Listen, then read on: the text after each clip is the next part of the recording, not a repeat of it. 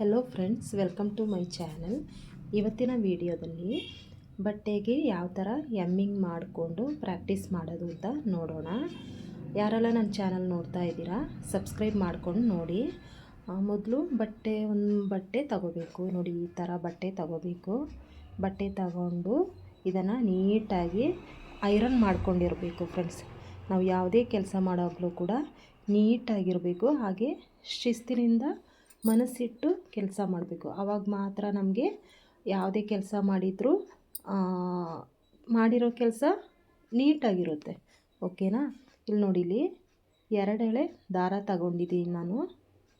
ಇಲ್ಲಿ ಕಾಣಿಸ್ತಾ ಇದೆಯಲ್ಲ, ನಾವು ಬಟ್ಟೆ ಯಾವ ಕಲರ್ ತಗೊಂಡಿದ್ದೀವೋ ನೋಡಿ, ಇದನ್ನು ಈ ಥರ ಲಾಕ್ ಮಾಡ್ಕೋಬೇಕು. ಬಟ್ಟೆ ಯಾವ ಕಲರ್ ತಗೊಂಡಿದ್ದೀವೋ ಅದೇ ಕಲರು ದಾರ ಕೂಡ ತಗೋಬೇಕು.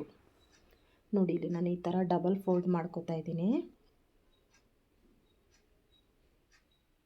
ಕಾಣಿಸ್ತಾ ಇದೆಯಲ್ಲ, ಈ ಥರ. ಆಮೇಲೆ ಇಲ್ಲಿ ಕೆಳಗಡೆಯಿಂದ ಒಂದು ಸ್ಟಿಚ್ ಹಾಕ್ಕೊಳ್ಳೋಣ. ಈಗ ಲಾಕ್ ಸ್ಟಿಚ್ ಹಾಕ್ಕೋಬೇಕು ಫಸ್ಟು. ನೋಡಿ, ಈ ಥರ 2 ಸಲ ಸ್ಟಿಚ್ ಹಾಕ್ಕೊಳ್ಳೋಣ. ಆಮೇಲೆ ಈ ಸೂಜಿ ಇದೆಯಲ್ಲ, ಈ ಸೂಜಿಯ ಮೇಲ್ಗಡೆಯಿಂದ ಈ ಥರ 2 ಸುತ್ತು ದಾರ ಹಾಕೋಣ. ಆಮೇಲೆ ಸೂಜಿ ಎಳ್ಕೋಬೇಕು. ಈ ಥರ ಹಾಕೋದ್ರಿಂದ ಇಲ್ಲಿ ಲಾಕ್ ಆಗುತ್ತೆ, ದಾರ ಹೊರಗಡೆ ಬರುವುದಿಲ್ಲ. ಆಮೇಲೆ ನೋಡಿ, ಇಲ್ಲಿ ನಾನು ಯಾವ ಥರ ಹಿಡಿದಿದ್ದೀನಿ ಇದೇ ಥರ ಬಟ್ಟೆನ ನಮ್ಮ ಬೆರಳಿನಿಂದ ಈ ಥರ ಇಟ್ಕೋಬೇಕು. ಆಮೇಲೆ ಇಲ್ಲಿ ಕಾಣಿಸ್ತಾ ಇದೆಯಲ್ಲ, ಕೆಳಗಡೆ ಬಟ್ಟೆ ಆಮೇಲೆ ಮೇಲ್ಗಡೆ ಬಟ್ಟೆ, 2 ಬಟ್ಟೆನ ನಾವು ಈ ಥರ ಸೇರಿಸ್ಕೊಂಡು ಸ್ಟಿಚ್ ಹಾಕೋಬೇಕು. ನೋಡಿ, ಇಲ್ಲಿ ಕಾಣಿಸ್ತಾ ಇದೆಯಲ್ಲ, ಕೆಳಗಡೆ ಬಟ್ಟೆ ಒಂಚೂರೇ ಚೂರು ಬಟ್ಟೆ, ಒಂದು ಡಾಟ್ ಅಷ್ಟು, ಇಲ್ಲಿ ಕಾಣಿಸ್ತಾ ಇದೆ ತೋರಿಸ್ತೀನಿ ನೋಡಿ, ಒಂದು ಡಾಟ್ ಅಷ್ಟು ಬಟ್ಟೆ ಒಳಗಡೆ ಸೂಜಿ ಹೋಗಬೇಕು. ಕಾಣಿಸ್ತಾ ಇದೆಯಲ್ಲ. ಆಮೇಲೆ ಮೇಲ್ಗಡೆ ಬಟ್ಟೆಗೆ ಈ ಥರ ಹಾಕೋಬೇಕು. ಗೊತ್ತಾಯ್ತಲ್ವ? ಜಾಸ್ತಿ ಹಾಕೋಬಾರ್ದು ಫ್ರೆಂಡ್ಸ್. ಇಲ್ಲಿ ಕಾಣಿಸ್ತಾ ಇದೆಯಲ್ಲ, ಒಂದು ಡಾಟ್ ಅಷ್ಟು ಈ ಥರ ಬಟ್ಟೆ ಒಳಗಡೆ ಕೆಳಗಡೆ ಬಟ್ಟೆಗೆ ಹಾಕಿ ಆಮೇಲೆ ಮೇಲ್ಗಡೆ ಬಟ್ಟೆಗೆ ಈ ಥರ ಹಾಕ್ಕೋಬೇಕು. ನೋಡಿ, ಇಲ್ಲಿ ಈ ಥರ ಇಟ್ಕೊಂಡು ಅದು ನಾವು ಹಾಕೋದು ಯಾವ ಥರ ಇರಬೇಕಂದ್ರೆ ಹಿಂಗೆ ಕ್ರಾಸ್ ಆಗಿರಬೇಕು. ಗೊತ್ತಾಯ್ತಲ್ವ? ಸ್ಟ್ರೈಟಾಗಿ ಕಾಣಿಸ್ತಾ ಇದೆಯಲ್ಲ, ಈ ಥರ ಸ್ಟ್ರೈಟಾಗಿ ಹೋಗಬಾರ್ದು, ಕ್ರಾಸಾಗಿ ಹಾಕ್ಕೊಂಡು ಹೋಗಬೇಕು. ಈ ಥರ ನೋಡಿ, ಕಾಣಿಸ್ತಾ ಇದೆಯಲ್ವಾ? ಕೆಳಗಡೆ ಬಟ್ಟೆಗೆ ಒಂದು ಡಾಟ್ ಅಷ್ಟು ಬಟ್ಟೆ ಸೇರಿಸ್ಕೋಬೇಕು ಸೂಜಿಗೆ. ಆಮೇಲೆ ಮೇಲ್ಗಡೆ ಬಟ್ಟೆ ಇದೆಯಲ್ವಾ, ಮೇಲ್ಗಡೆ ಬಟ್ಟೆಗೆ ಸ್ವಲ್ಪ ಜಾಸ್ತಿ ಬಟ್ಟೆ ಸೇರಿಸಿದ್ರು ಏನು ತೊಂದರೆ ಇಲ್ಲ. ಆಮೇಲೆ ಒಂದೇ ನೇರಕ್ಕಿರಬೇಕು. ಇಲ್ಲಿ ಕಾಣಿಸ್ತಾ ಇದೆ ನೋಡಿ, ನಾನು ಸ್ಟಿಚ್ ಹಾಕಿದ್ದೀನಿ ನೋಡಿ, ಗೊತ್ತೇ ಆಗಲ್ಲ. ಅದು ಹೆಂಗಿರುತ್ತೆ ಅಂದರೆ ಒಂದು ಚುಕ್ಕಿಯಷ್ಟು ಮಾತ್ರ ದಾರ ಕಾಣಿಸ್ತಾ ಇರಬೇಕು. ಆ ಥರ ಇದ್ದರೆ ಮಾತ್ರ ತುಂಬ ಫಿನಿಶಿಂಗ್ ಬರುತ್ತೆ. ನಾವು ಬ್ಲೌಸ್ಗೆ ಎಮ್ಮಿಂಗ್ ಮಾಡಿದಾಗ ತುಂಬ ಫಿನಿಶಿಂಗ್ ಬರುತ್ತೆ. ನೋಡಿ, ಈ ಥರನೇ ಬೆರಳಲ್ಲಿ ಒಂಚೂರು ಟೈಟಾಗಿ ಇಟ್ಕೋಬೇಕು. ಈ ಥರ ಹಾಕೋದ್ರಿಂದ ಎಮ್ಮಿಂಗ್ ತುಂಬ ಚೆನ್ನಾಗಿರುತ್ತೆ. ನೀವು ಸ್ಟಾರ್ಟಿಂಗು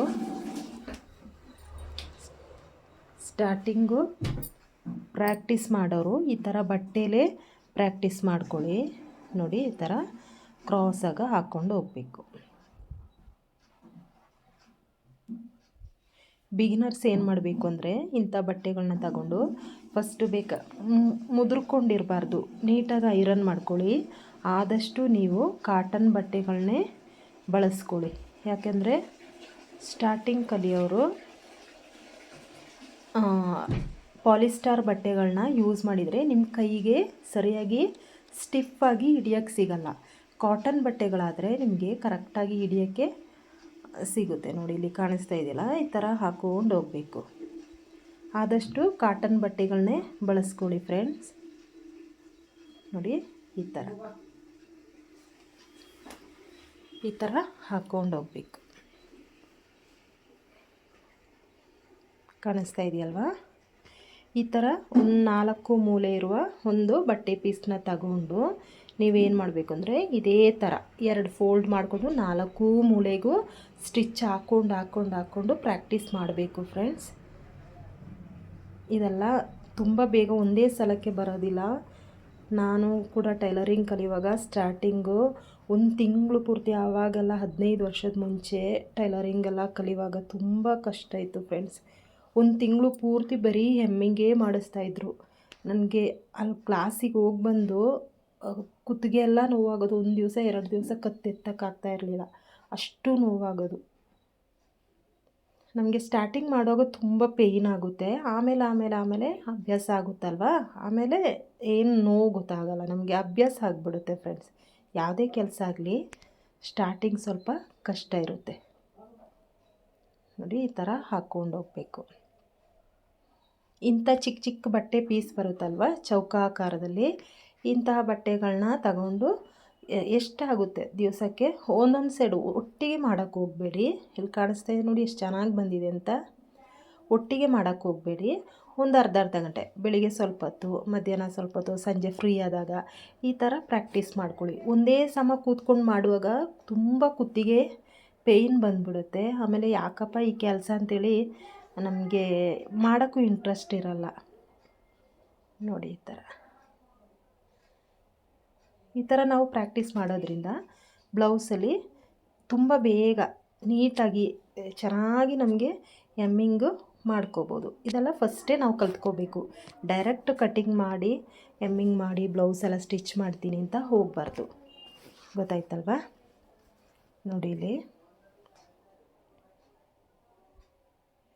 ನೋಡಿ, ನಾವು ಹಾಕಿರೋ ಸ್ಟಿಚ್ಚು ಒಂದು ಡಾಟಷ್ಟು ಮಾತ್ರ ಕಾಣಿಸ್ತಾ ಇರುತ್ತೆ. ಈಗ ಇಲ್ಲಿ ಲಾಕ್ ಮಾಡ್ತೀನಿ.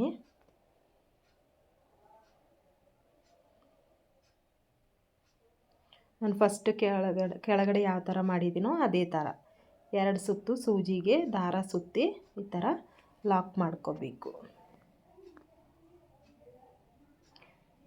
ಈಗ ಆಗಿದೆ ನೋಡಿ. ನೀವು ದಾರ ಜಾಸ್ತಿ ಉದ್ದ ತಗೊಳ್ಳೋಕೆ ಹೋಗಬೇಡಿ, ಸ್ವಲ್ಪ ಸ್ವಲ್ಪನೇ ತಗೊಳ್ಳಿ. ಯಾಕೆಂದರೆ ದಾರ ಏನಾಗುತ್ತೆ ಅಂದರೆ ಹಿಂಗೆ ಮುದ್ರಕೊಂಡು ಸ್ಟಾರ್ಟಿಂಗ್ ನೀವು ಕಲಿತೀರಲ್ವಾ ಅಂಥವ್ರಿಗೆ ತುಂಬ ಕಷ್ಟ ಆಗುತ್ತೆ. ಅದು ದಾರ ಸುತ್ತಿ ಎಲ್ಲ ಸಿಕ್ಕಾಕೋಗ್ಬಿಡುತ್ತೆ. ಅದಕ್ಕೆ ಸ್ವಲ್ಪ ತಗೊಳ್ಳಿ ನೋಡಿ. ಈಗ ನಾನು ಒಂದೊಂದು ಸೈಡಿಗೆ ಎಷ್ಟು ಬೇಕು ಸ್ವಲ್ಪ ತಗೋತಾ ಇದ್ದೀನಿ. ಆ ಥರನೇ ನೀವು ಕೂಡ ಇಷ್ಟಿಷ್ಟೇ ಸ್ವಲ್ಪನೇ ತಗೊಳ್ಳಿ. ಖಾಲಿ ಆದರೆ ಪುನಃ ಹಾಕ್ಕೋಬೋದು.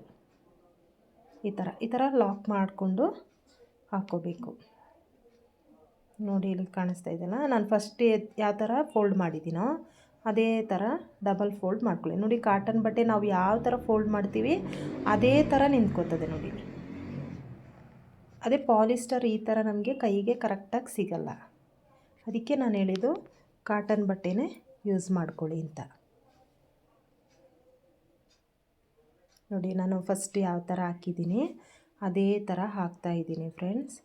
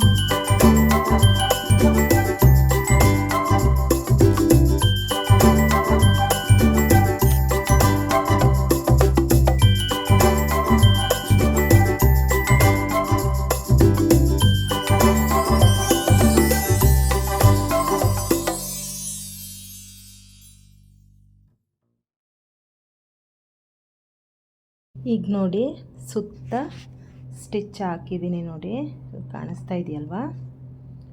ನೋಡಿ ಎಷ್ಟು ನೀಟಾಗಿ ಬಂದಿದೆ ಅಂತ. ನಾವು ಎಷ್ಟು ಕಷ್ಟಪಟ್ಟು ಸ್ಟಾರ್ಟಿಂಗಲ್ಲಿ ಈ ಥರ ಪ್ರಾಕ್ಟೀಸ್ ಮಾಡ್ತೀವೋ ಫ್ರೆಂಡ್ಸ್, ಅಷ್ಟೇ ಫಿನಿಶಿಂಗಾಗಿ ಚೆನ್ನಾಗಿ ಬರುತ್ತೆ. ನಾವು ನೆಕ್ಸ್ಟು ಬ್ಲೌಸ್ ಸ್ಟಿಚಿಂಗ್ ಮಾಡುವಾಗ ಯಾವುದೇ ಪ್ರಾಬ್ಲಮ್ ಇಲ್ದೇ ನೀಟಾಗಿ ಬರುತ್ತೆ. ನಾವು ಸ್ಟಾರ್ಟಿಂಗಲ್ಲಿ ಈ ಥರ ಚಿಕ್ಕ ಚಿಕ್ಕ ವಿಷಯಗಳನ್ನ, ಎಮ್ಮಿಂಗು, ಆಮೇಲೆ ಸೀರೆ ಫಾಲ್ಸು, ಉಕ್ಸು, ಕಾಜಾ, ಇವೆಲ್ಲ ನೀಟಾಗಿ ಫಸ್ಟು ಪ್ರಾಕ್ಟೀಸ್ ಮಾಡ್ಕೋಬೇಕು. ನೋಡಿ ಇಲ್ಲಿ ಲಾಕ್ ಸ್ಟಿಚ್ ಹಾಕಿದ್ದೀನಿ ಕೊನೆಗೆ, ಕಾಣಿಸ್ತಾ ಇದೆಯಲ್ವಾ? ನೋಡಿ ನೀವು ಕೂಡ ಈ ಥರ ಮಾಡ್ಕೊಳ್ಳಿ ಸ್ಟಾರ್ಟಿಂಗ್ ಬಿಗಿನರ್ಸ್ಗೂ. ನೋಡಿ ನೆಕ್ಸ್ಟ್ ವಿಡಿಯೋದಲ್ಲಿ ಉಕ್ಸು ಆಮೇಲೆ ಕಾಜಾ, ಉಕ್ಸು ಅದು ಕೂಡ ಯಾವ ಥರ ನೀಟಾಗಿ ಹಾಕೋದು ಅಂತ ತೋರಿಸ್ಕೊಡ್ತೀನಿ ಫ್ರೆಂಡ್ಸ್. ನೋಡಿ ಇಲ್ಲಿ ಎಷ್ಟು ಚೆನ್ನಾಗಿ ಬಂದಿದೆ ಅಂತ.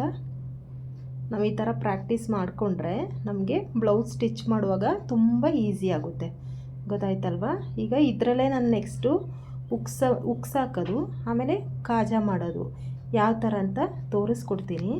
ಯಾರೆಲ್ಲ ನನ್ನ ಚಾನಲ್ ನೋಡ್ತಾ ಇದ್ದೀರಾ ದಯವಿಟ್ಟು ಸಬ್ಸ್ಕ್ರೈಬ್ ಮಾಡಿಕೊಂಡೇ ನೋಡಿ ಫ್ರೆಂಡ್ಸ್. ನೀವು ಸಬ್ಸ್ಕ್ರೈಬ್ ಮಾಡೋದ್ರಿಂದ ನಮಗೆ ಇನ್ನೂ ವೀಡಿಯೋಸ್ ಹಾಕೋದಕ್ಕೆ ಅವಕಾಶ ಆಗುತ್ತೆ. Okay friends, thank you for watching.